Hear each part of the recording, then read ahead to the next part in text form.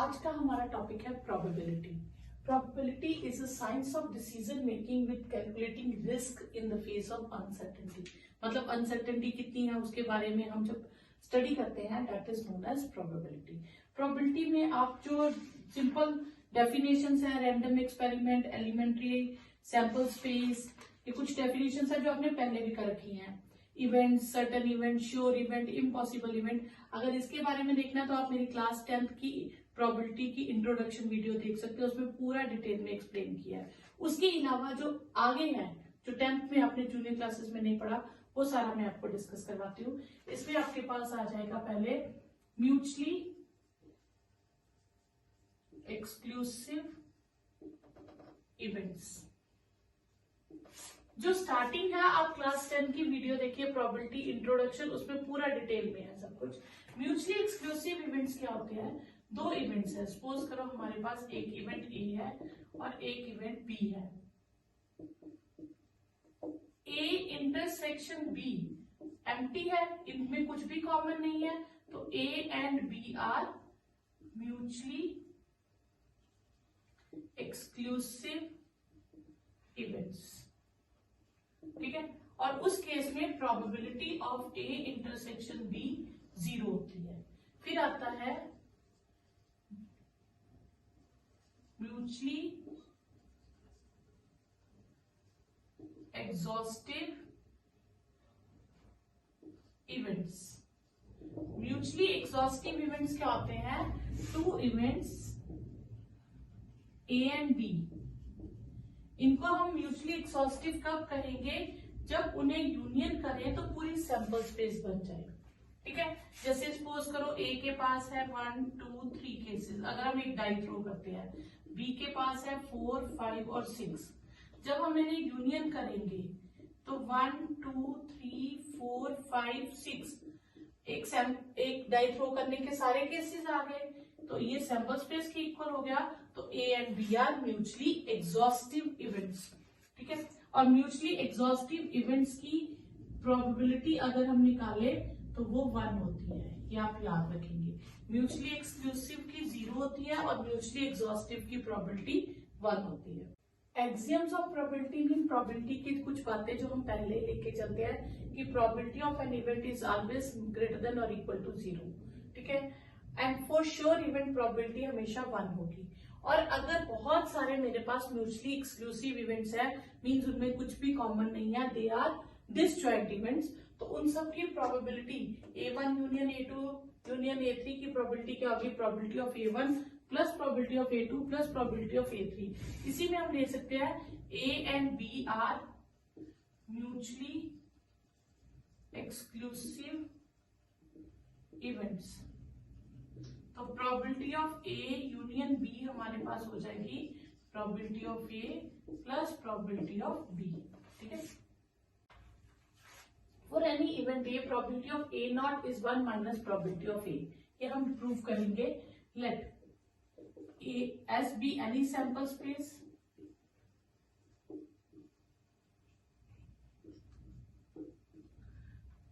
A and A not are two mutually exclusive events।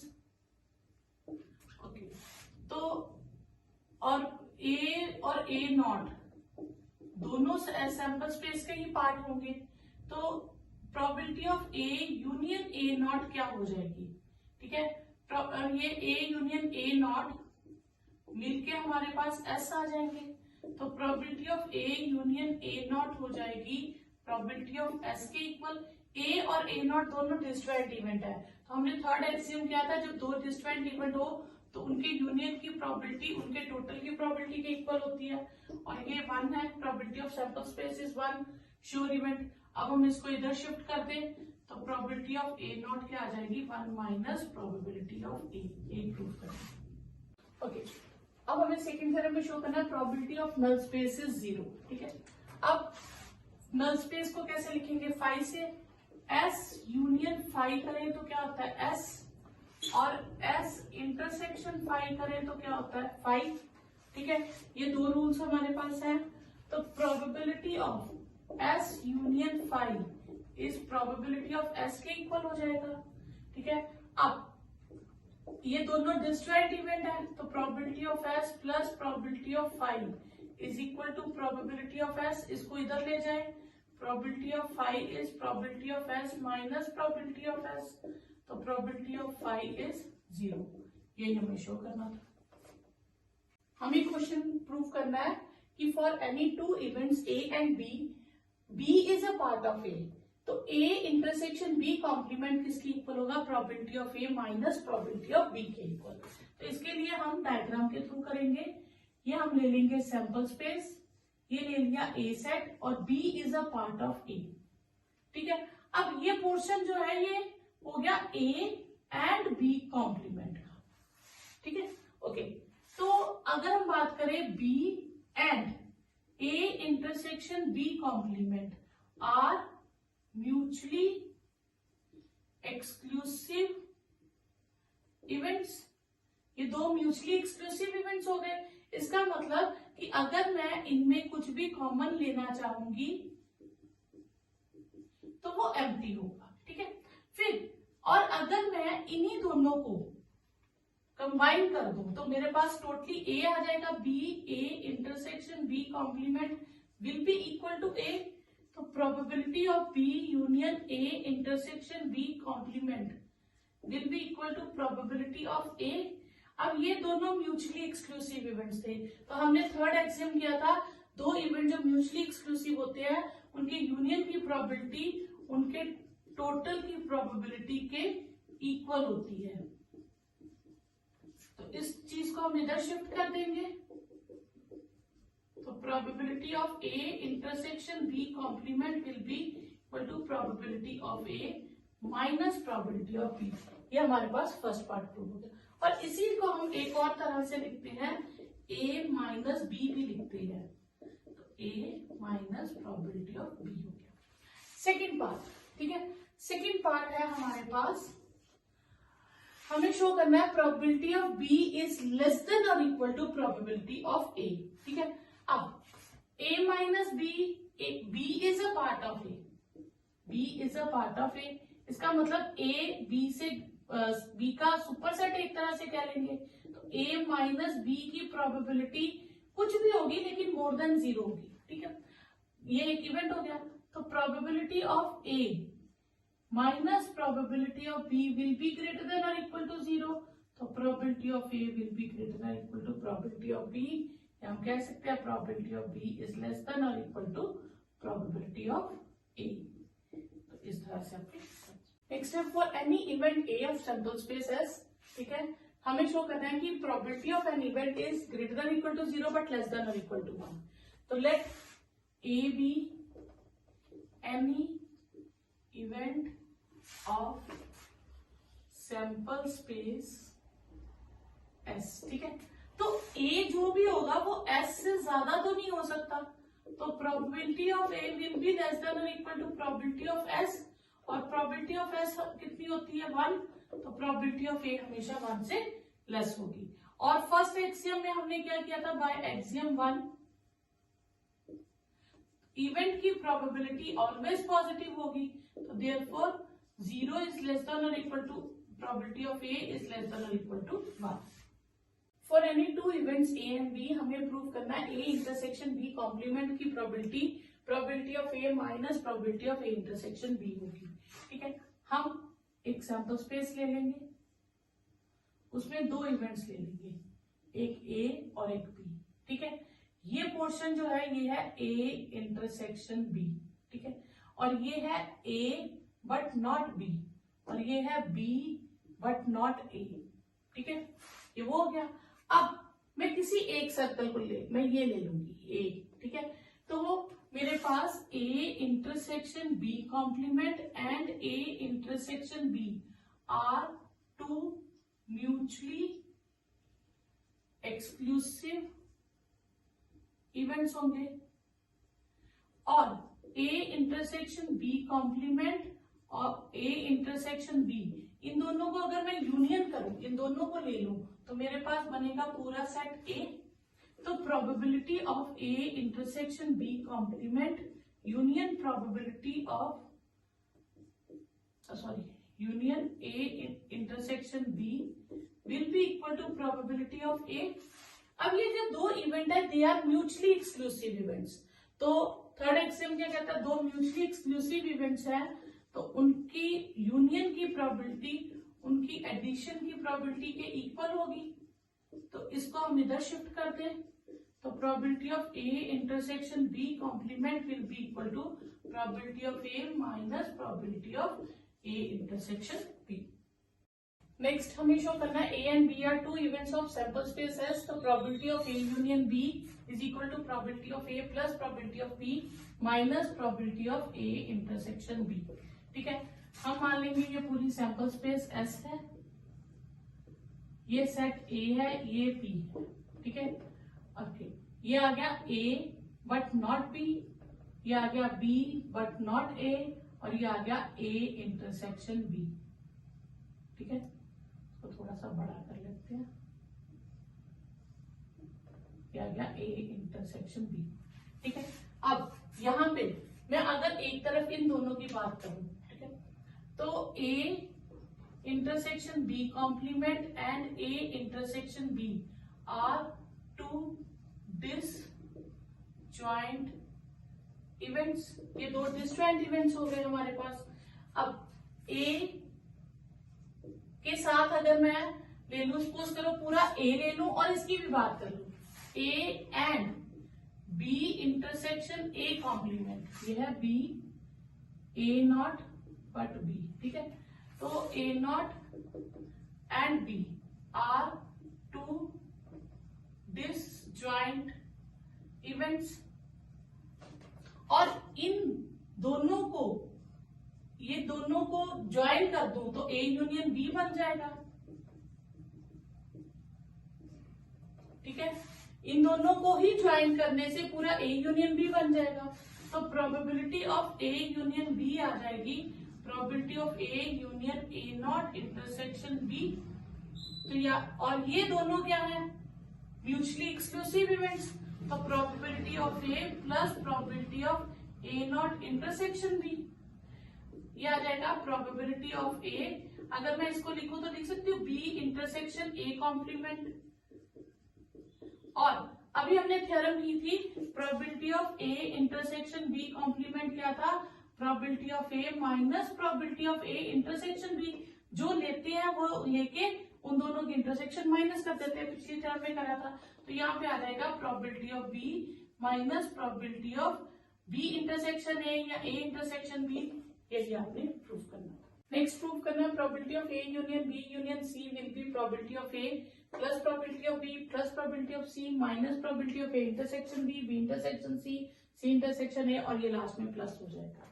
तो हम यहां से स्टार्ट करेंगे A union B union C, तो मैं इसको लिख सकती हूँ A union B union C को ब्रैकेट में डाल दूं, कोई फर्क नहीं है।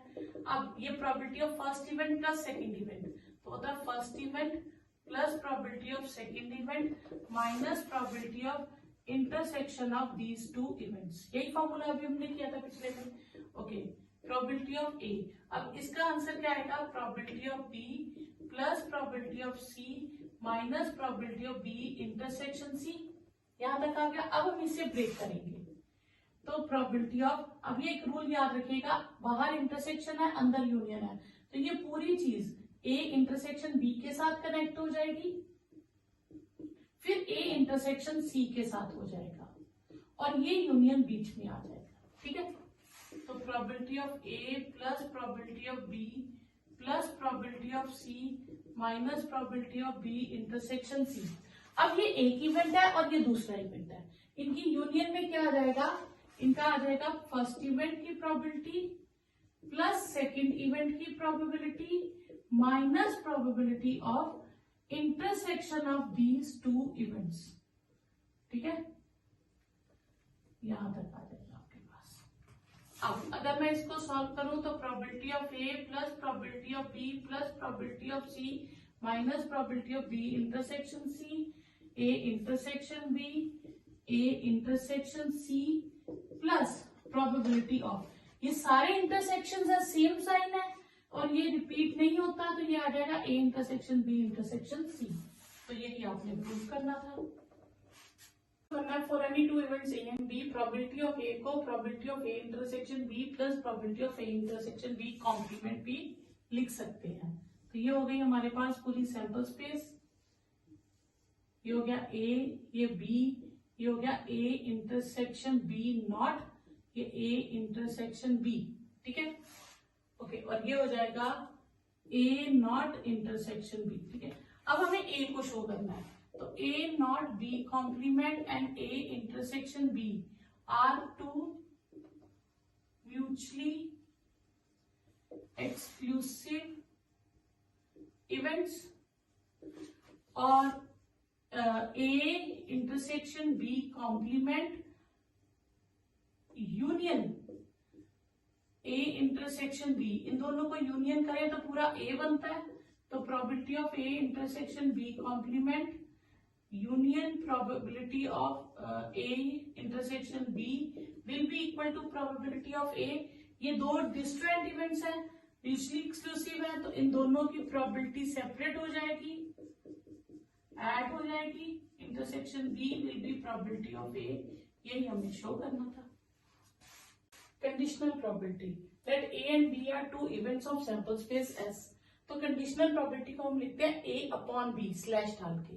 ए अपॉन बी का मतलब है ए की प्रोबेबिलिटी हम फाइंड कर रहे हैं when B event already occur कर चुका है, गिवन है हमें। तो और probability of A upon B का फॉर्मूला होता है probability of A intersection B upon probability of B. अब प्रोबेबिलिटी, कंडीशनल प्रोबेबिलिटी की पहचान क्या होगी? आपको जो भी स्टेटमेंट दी होगी, फाइंड द टू केसेस या टू बॉल्स आर ड्रॉन या टू कुछ भी इवेंट होगा, उसमें क्या होगा? Find the probability of A if या गिवन वर्ड, ये दो वर्ड्स में से कोई एक वर्ड होगा, गिवन दैट कि this event can already happen. तो एक इवेंट हैपन कर चुका है, उसके हैपन करने के बाद दूसरे इवेंट के हैपन करने की प्रोबेबिलिटी क्या होगी, उसे हम कहते हैं कंडीशनल प्रोबेबिलिटी। तो यहाँ तो क्वेश्चन में लिखा होगा कंडीशनल, नहीं तो इफ और गिवन वर्ड, ये दो वर्ड्स होंगे, उससे आपको पता चल जाएगा कि क्वेश्चन किसका है, कंडीशनल प्रोबेबिलिटी का। कंडीशनल प्रोबेबिलिटी से ही आपकी मल्टीप्लीकेशन थ्योरम ऑफ प्रोबेबिलिटी हो जाती है। आप इसको इधर मल्टीप्लाई कर दीजिए, a upon B into probability of B will be equal to probability of a intersection b। ये आपके पास आ गई multiplication theorem of probability. Independent events, two or more events A and B are said to be independent अगर उनके एक के happen करने की या एक के ना हैपन करने की दूसरे के ऊपर कोई इफेक्ट ना डाले। जैसे हमने कंडीशनल किया था, तो ए अपॉन बी मतलब ए अक्कर करेगा जब बी ऑलरेडी अक्कर कर चुका है, तो उसकी प्रोबेबिलिटी ए के इक्वल होगी, मतलब बी के अक्कर करे या ना करने से ए पे कोई इफेक्ट नहीं पड़ेगा। जैसे यहाँ हम कह रहे B upon A will be equal to probability of B, कि ए हैपन कर चुका है तो भी बी पे कोई इफेक्ट नहीं होगा, उसे हम क्या कहते हैं, इंडिपेंडेंट इवेंट्स। और उसको ऐसे भी लिख देते हैं, उस केस में क्या होता है, probability of A intersection B will be probability of A into probability of B. तो ये भी इंडिपेंडेंट के लिए चेक करने के लिए होता है कि दो इवेंट्स इंडिपेंडेंट है या नहीं है। अगर उनके इंटरसेक्शन की प्रोबेबिलिटी उनके प्रोडक्ट की प्रोबेबिलिटी के प्रोडक्ट के इक्वल आए, then events are independent events.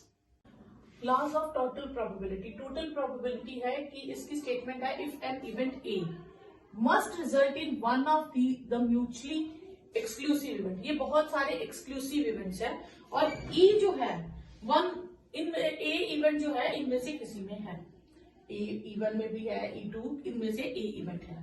तो ए की प्रोबेबिलिटी क्या होगी, फर्स्ट इवेंट और ए फ्रॉम फर्स्ट, फिर second event, A from second, third event, A from third. Conditional probability के अकॉर्डिंग हम प्रोबेबिलिटी ऑफ ए फाइंड कर सकते हैं।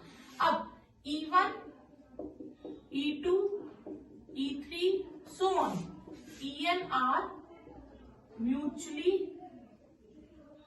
एक्सक्लूसिव इवेंट्स, मतलब इनमें कुछ भी कॉमन नहीं होगा, ठीक है, ये सारे म्यूचुअली एक्सक्लूसिव है। और अगर मैं ए को लिख सकती हूँ ए intersection E1 union E2 union E3 and so on union En, तो इन सबके यूनियन में और ए सब में कॉमन है, तो जब इंटरसेक्शन करूंगी तो ए ही आएगा, ठीक है। तो अब मैं इसको सबके साथ सेपरेट कर दूं, ए इंटरसेक्शन, तो बनेगा ए intersection E1 union A intersection E2 union A intersection E3 so on union A intersection EN। तो प्रोबेबिलिटी ऑफ ए क्या हो जाएगी, probability of A intersection E1 union A intersection E2 union A intersection E3 and so on union A intersection EN, ये probability हो जाएगी। और E1 E2 EN mutually exclusive थे, और A intersection E1 A intersection E2 ये भी क्या हो जाएंगे, म्यूचुअली एक्सक्लूसिव। तो इनकी प्रोबेबिलिटी क्या आ जाएगी यूनियन में, फिर ये सेपरेट हो जाएंगे, A intersection E1 plus probability of A intersection E2 plus probability of A intersection E3 so on plus probability of A intersection EN। कल हमने किया था पहले कि ए अपॉन बी की प्रोबेबिलिटी क्या थी, conditional A intersection B upon probability of B.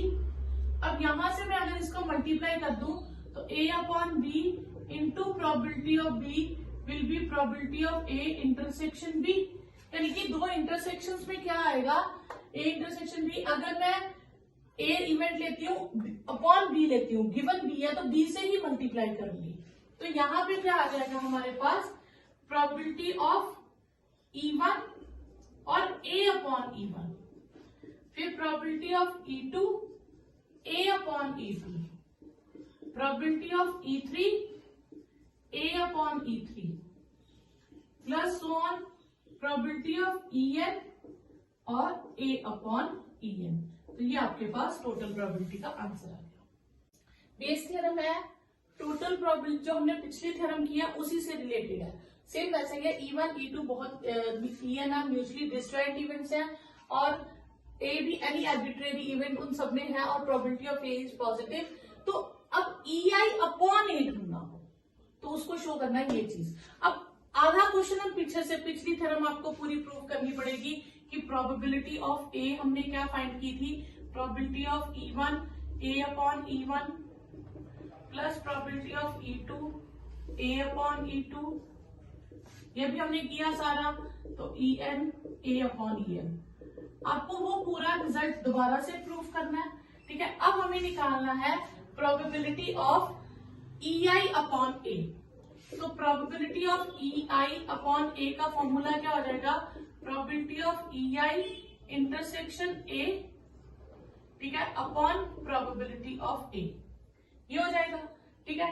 EI intersection A upon probability of A, इसे हम लिख सकते हैं A intersection EI upon probability of A. A intersection EI का फॉर्मूला क्या था हमारे पास, probability of A upon B का फॉर्मूला था ना, probability of A intersection B upon probability of B. तो यहां से हम ये वैल्यू ले लें तो ए इंटरसेक्शन EI का क्या हो जाएगा, A upon EI into probability of EI upon probability of A. तो प्रोबेबिलिटी ऑफ ए हमारे पास क्या है, P of EI probability of A upon EI, और प्रोबेबिलिटी ऑफ ए हमारे पास है ये चीज, इसको मैं लिख सकती हूँ sum of probability of EI and probability of A upon EI from I varying from 1 to n। ये चीज मैं यहां लिख दूंगी, sum of PI's EI's and probability of A upon EI I varying from 1 to n। तो ये आपके पास हो गया बेस थ्योरम। पर इससे पहले हमें ये प्रूफ करके उनको शो करना पड़ेगा कि P ऑफ A कहां से आया। फर्स्ट क्वेश्चन है, the fair die is toss twice, 2 बार हमने डाई टॉस की, find the probability of getting 4, 5 और 6 हमें फर्स्ट टॉस में आ जाए, और 1, 2, 3 और 4 में से कोई भी सेकंड टॉस में आ जाए, उसकी प्रोबेबिलिटी फाइंड करो। तो हम मान लेंगे let A1 be event for 4, 5, 6 on first toss,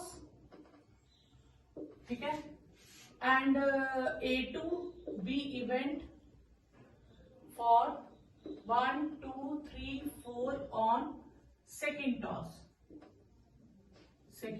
हम मान लेते हैं, ठीक है। A1 की प्रोबेबिलिटी क्या हो जाएगी हमारे पास, प्रोबेबिलिटी ऑफ A1 3 केसेस है out of 6 that is 1/2। Probability of A2 क्या हो जाएगी 4 cases out of 6 that is 2/3। ठीक है, अब दोनों डाइस हमने अलग अलग थ्रो करनी है सिंस, तो इसका मतलब ये इंडिपेंडेंट हो गए, एक डाई के नंबर आने का दूसरे पे कोई इफेक्ट नहीं होगा। Since A1 and A2 are independent events.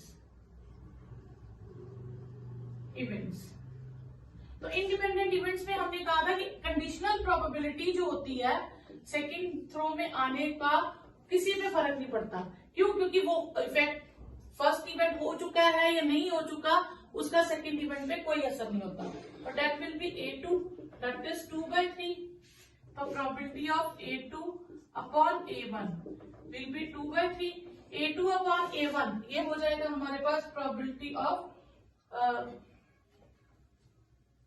अब फर्स्ट इवेंट भी अक्कर करे एंड सेकेंड इवेंट भी अक्कर करे।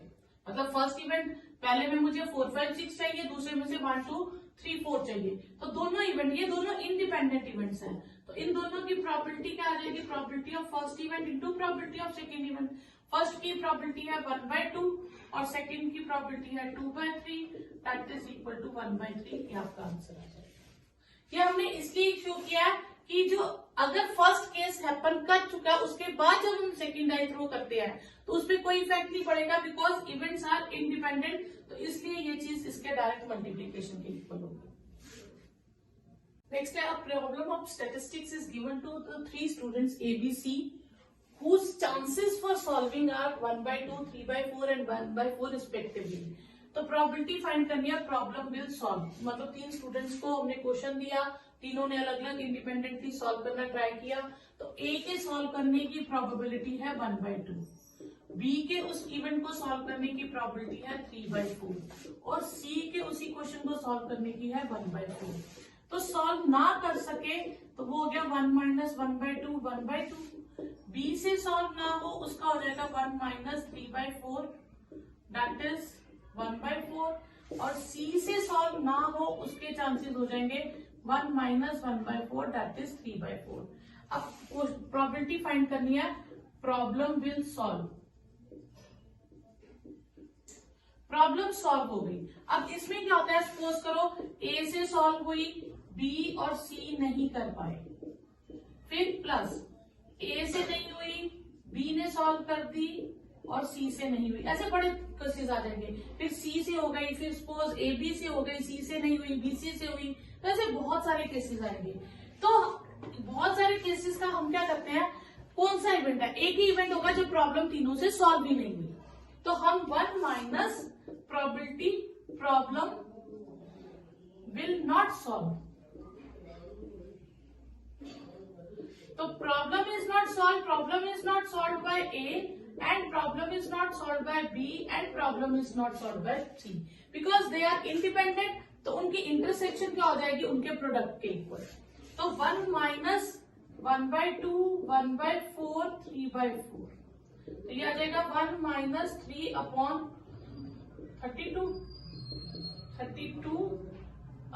32 माइनस 3 दैट इज 29/30। तो ये आपके पास आंसर आ जाएगा। A town has 2 doctors A and B operating independently। दोनों इंडिपेंडेंटली ऑपरेट कर रहे हैं और A की अवेलेबिलिटी है हमारे पास 0.9 और B डॉक्टर की अवेलेबिलिटी है 0.8। अब ये इंडिपेंडेंट वर्क कर रहे हैं तो ये इवेंट्स क्या हो गए, A and B are independent events. तो A के ना होने की प्रोबेबिलिटी क्या हो जाएगी 1 - 0.9 दैट इज 0.1 और B के अवेलेबल ना होने की probability 1 - 0.8 that is 0.2। At least one of them is available A union B that is 1 minus both are not available. सिर्फ यही केस होगा कि जब 1 माइनस जब दोनों ही अवेलेबल ना हो, तो 1 minus A0 into probability of B0 0.1 into 0.2 that is 1 minus 0.02 0.98। तो ये उनका आंसर है।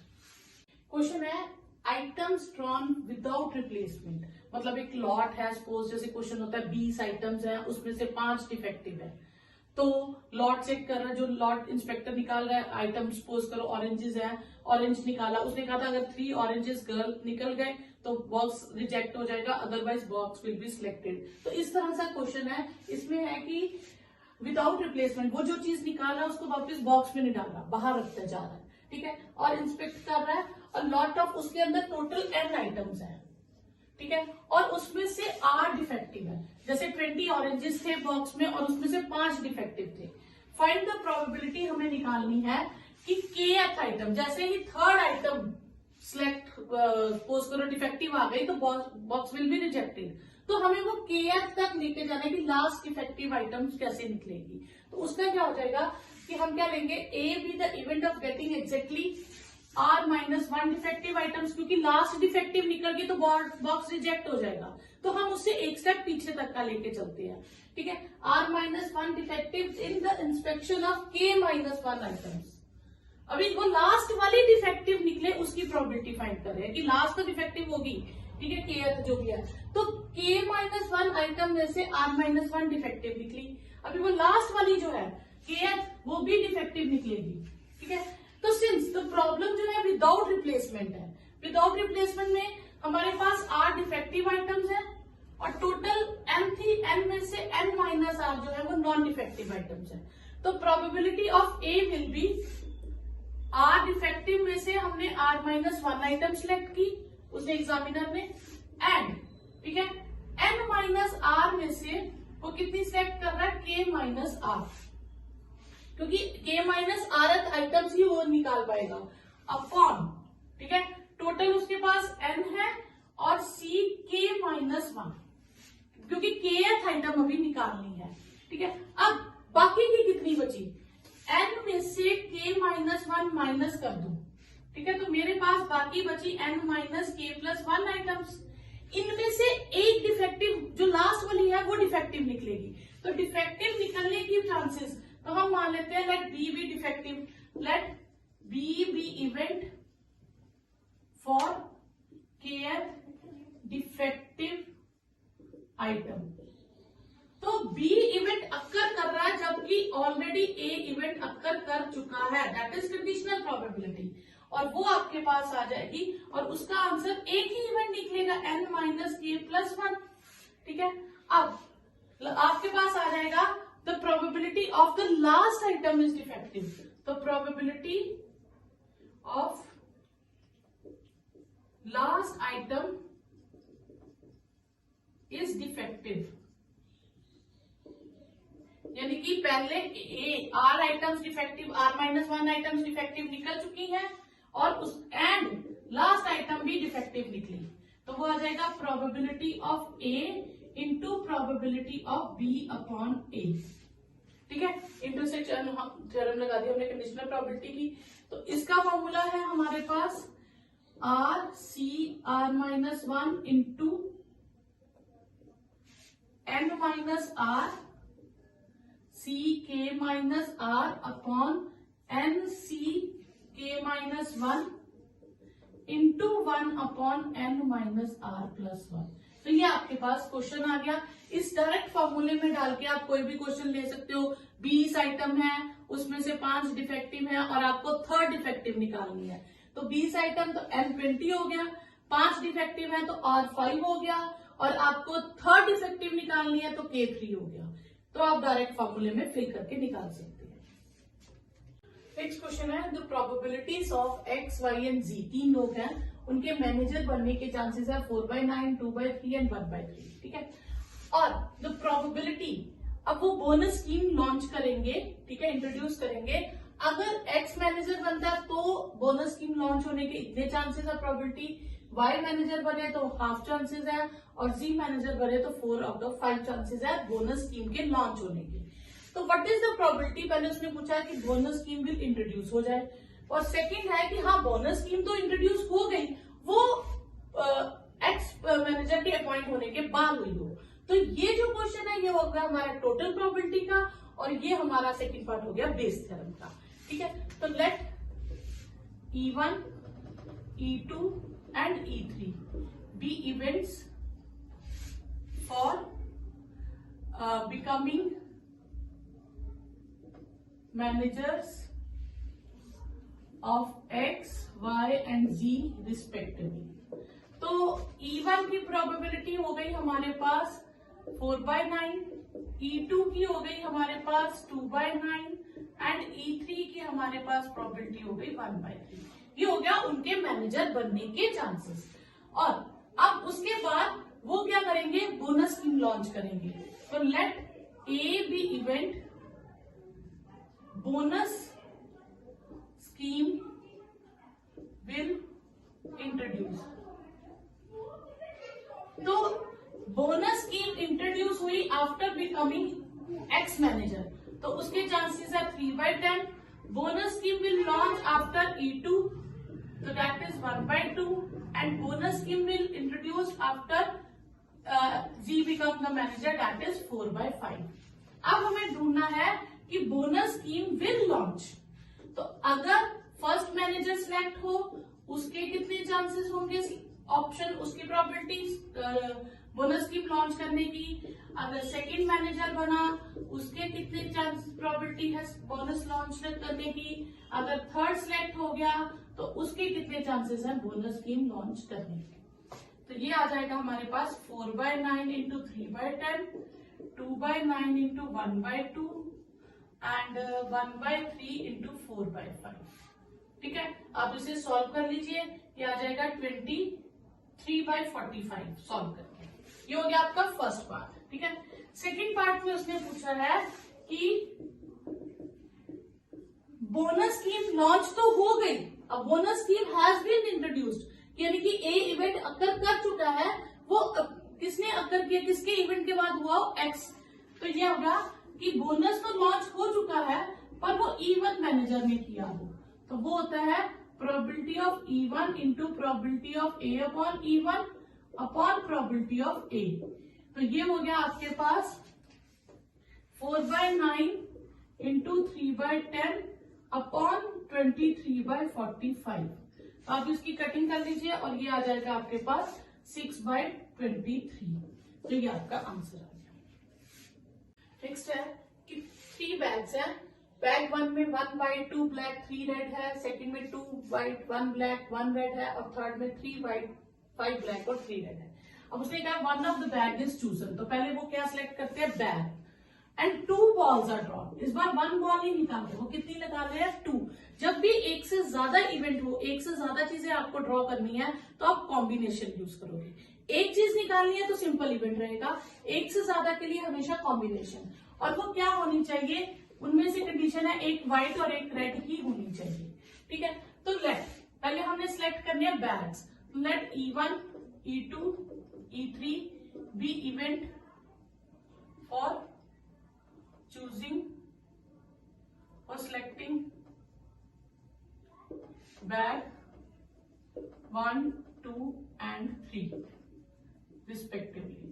तो बैग्स को तो तीन बैग है तो तीनों के 1/3 ऑप्शन हो जाएगी.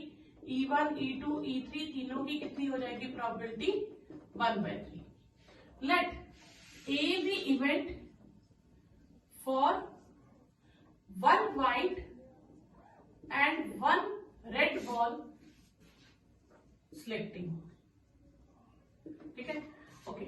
अब ए इवेंट फ्रॉम बैग 1, तो बैग 1 में 1C1 8 व्हाइट है और रेड कितनी है 3C1. 1 में से 1 चूज करेंगे, 3 में से 1. अब टोटल कितनी है 6, तो 6 में से हमने टोटल 2 चूज की.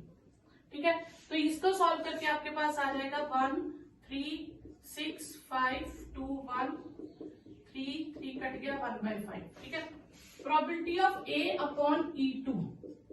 अब सेकंड बैग में से एक व्हाइट और एक रेड, तो 2C1 इंटू 1C1 और टोटल उसमें है 4C2. ये आ जाएगा आपके पास. ठीक है, तो ये आपके पास आ जाएगा 2 इंटू 1 4 3 2 1 2 कट गया 2 भी कट गया 1/3. तो probability of A upon E3 third में से 3C1 एंड 3C1 और टोटल हो गया 8 9 10 11C2। ठीक है, अब इसे सॉल्व करेंगे तो हमारे पास आ जाएगा, इसकी टोटल कितनी है 3 है। ठीक, क्या आ जाएगा 3 इंटू 3 11 इंटू 10 इंटू 2 इंटू 1 2 5, तो 9/55 ये आ गया हमारे पास यहाँ पर। ठीक है, अब उसके बाद हमें क्या फाइंड करना है कि what is the probability it come from bag two. तो रेड वो इवेंट तो कर गया कि एक रेड एक व्हाइट और एक रेड निकाली फ्रॉम द बैक टू, तो वो आपके पास आ जाएगा E2 probability of A upon E2 upon E1 probability of A upon E1 plus E2 probability of A upon E2 plus E3 probability of A upon E3। तो आप इनके values fill कर दीजिए। E2 है हमारे पास 1/3 और इसकी प्रोबेबिलिटी आई है हमारे पास E2 की, ये भी 1/3 है, और ये हो जाएगा 1/3 1/5 1/3 1/3 1/3 9/55। ठीक है, और आप इसे सॉल्व कर लीजिए तो आपका आंसर आ जाएगा, ये हो गया 1/9 1/15 1/9 और 3/55। अब आप एलसीएम ले लीजिए तो आपका आंसर है